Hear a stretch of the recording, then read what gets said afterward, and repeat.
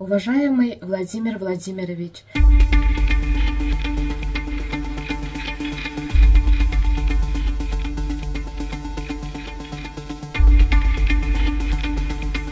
единственный кормилец нашей семьи.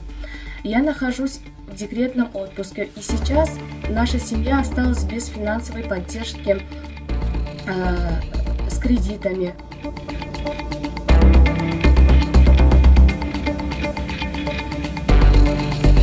В тот день многотысячный народ пришел на оглашение приговора, что не является противозаконным. Простой народ не скрывал своего лица, были без масок и оружия, но отметим, что напротив им были применены слезоточивый газ, дубинки, и в толпу пустили профессиональных провокаторов.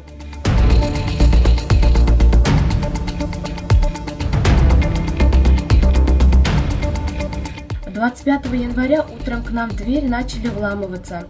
Мой супруг сам открыл дверь без сопротивления. В квартиру вломились силовики, его при детях скрутили, уложили на пол. Столько шума подняли, что дети начали плакать от испуга.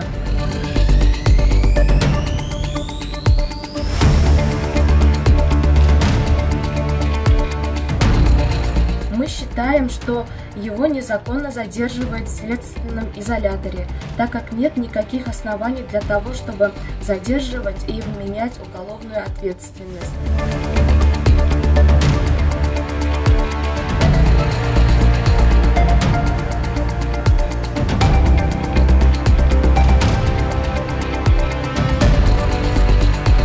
И мы верим и надеемся, что вы вмешаетесь и восстановите справедливость по отношению к безосновательно задержанных, в том числе и по отношению моего супруга Исянгельдина Мунира Муратовича.